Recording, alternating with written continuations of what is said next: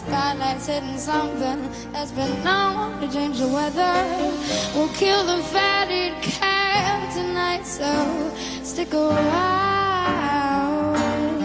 Let's hit top 3 week. I want to get into and geek out a little over what is and what should never be. But first we've got to talk about those heels plus those stairs. Are you out of your mind? Really shouldn't go, only go to show up.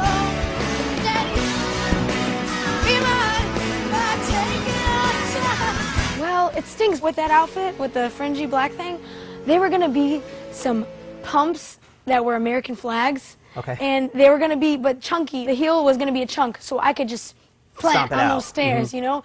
And last minute, oh, here's the thin, lacy back heel. I'm like, cute. I hope I don't die. Ironically enough, I'm great on 19 stairs, and then I fall tripping up 2. Where did you pick that song from? Is it one you'd performed prior to Idol? I did pick it up with my jam band over the summers. And then I figured, you know, I got to go home. I got to do my thing. Whatever happens from here on out, I'll be okay with it. So that means I'm going to do exactly what I want to do and make sure it happens. And getting the approval from Led Zeppelin, there was no turning back at that point. Of course, I care and, you know, about every person that's in the production, and what they say truly is essential, and it matters a lot to me.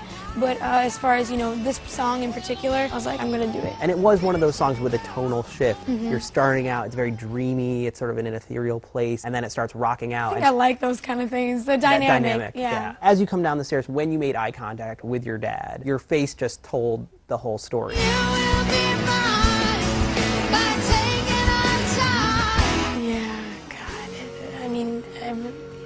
I'm like getting tripped up, you know. He's like, oh, it's the best gig I ever played, you know. Like, it was just so cool. Nothing could go wrong, you know. And that was last minute, and I had my vocal coach Bird actually plug for that, because I was trying to get him on a couple weeks beforehand. I was trying to get him on a tune, and you know, time and matters didn't work out. He literally just made it for just the dress rehearsal, did it once, and then bam, you know, and then we were out there. So I'm so thankful for that. I love everybody behind the scenes. And there was also a guy, Frank, who just took my dad in. He was the other guitar player, and just said, you know, they felt it. He was like, all right, you take the lead and we'll just jam, and they had fun. So I was so thankful. And you'd never played that with your dad prior to Idol? No, no. Wow. We usually don't play a lot of things. When I went home for the homecoming, we've never even played a lot of those together. So the fun thing, spontaneity again, you know.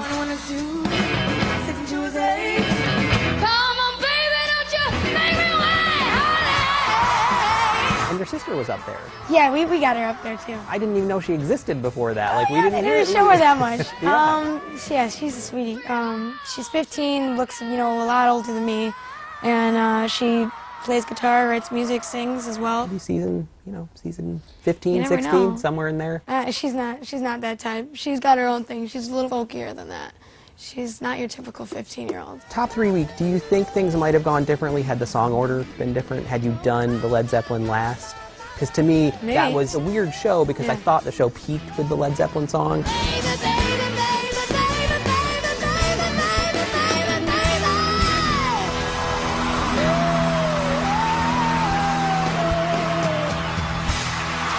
For me, You Ought to Know, I was like, I wish Haley didn't end on this. Right.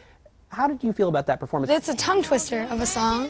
I literally learned Rhiannon, and thank God I knew Zeppelin, because I literally learned Rhiannon and You Ought to Know the night before. I think I was so happy that I survived Rhiannon. I remember looking at J-Lo, and she was rocking out when I was singing it, when I was singing You Ought to Know, and I literally just got tripped up and just like tripped up on a couple words, I think. 'Cause the love that you gave in the middle of making an able to be holding wide.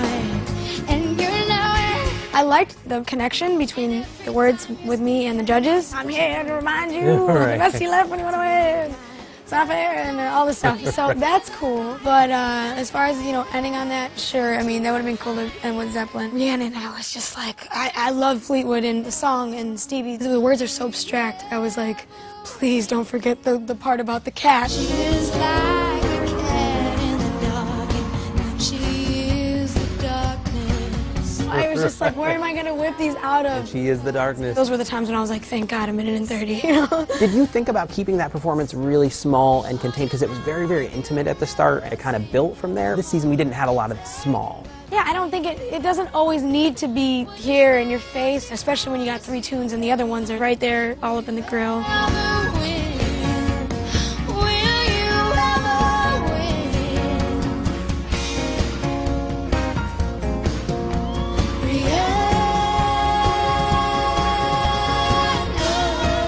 know I said earlier that the performance of the season was House of the Rising Sun, but really also the performance of the season, non-judging edition, was your sing out on Benny and the Jets. I don't know if it's number 1 or number 2 sing out of all time. Allison Irahita's Cry Baby and your Benny and the Jets are, to me, the top 2 of all time. Cool. Walk me through it, because you started, it looked like you'd been hit with a 2x4. Lauren, in the final 2, you had this look of, and then you pulled it together. Where was your brain? I've just been telling everybody, you know, you gotta go through 20,000 gazillion emotions in like 10 seconds. It's always gonna be a shockaroo when it's 3 of you standing there, you know? What was just said, okay, so it's Lauren, not me. Oh, okay, this is good. Life is going on, and 3 is a good position. I have one chance to have a great time on the stage and give it to everybody in the crowd. Walk us through it a little bit. You walked down the steps, you sort of leaned back, you turned Jets into like a 10-syllable word at one point.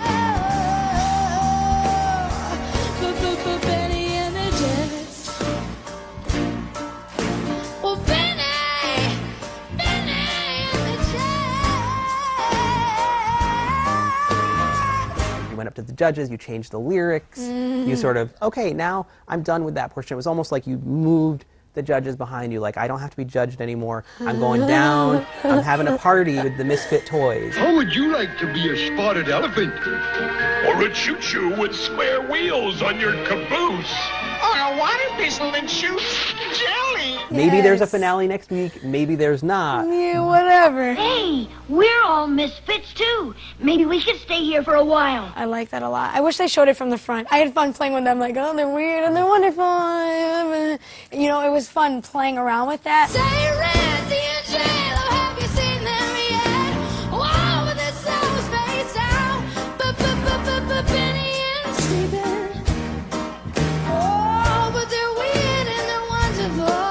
Oh, Benny, she's a really keen. I like that whole point, you know, and then moving onward and, you know, getting to see my past contestants, my buds, my family. No matter what happens and how much angst or whatever it is that I'm feeling, this is, you know, the most important thing to me and my biggest passion, so there's no getting around that. Last question for you. We've heard a lot about a possible single that you were going to sing on the finale night, and then it got cut because Spider-Man came flying in and didn't save the day. He took something away, he stole. Are we going to hear that song? You know, what's it called? It's a, I don't even want to say. It's a blessing in disguise because, you know, this was a very rushed thing. Okay. They told me that I was going to do one. So then I got pitched a few. I feel like, you know, even for my first single or album that were to come out, I could really take my time to come out with something that truly defines me. So maybe for your fans out there who are upset, maybe it's a blessing in disguise. It always is. The big day may be tonight.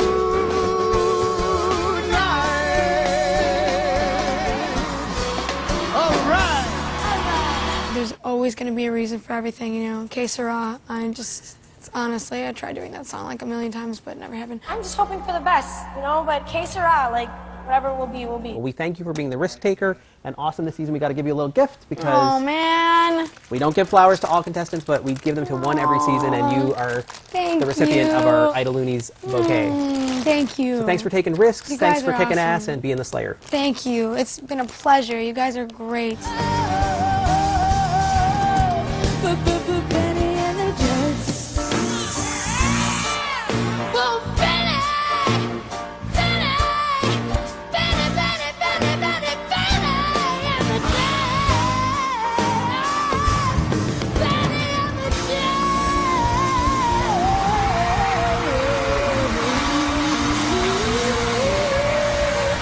Yeah, baby, you can see me. That's at the end of this. That's at the end of this thing. Shindig. See you later.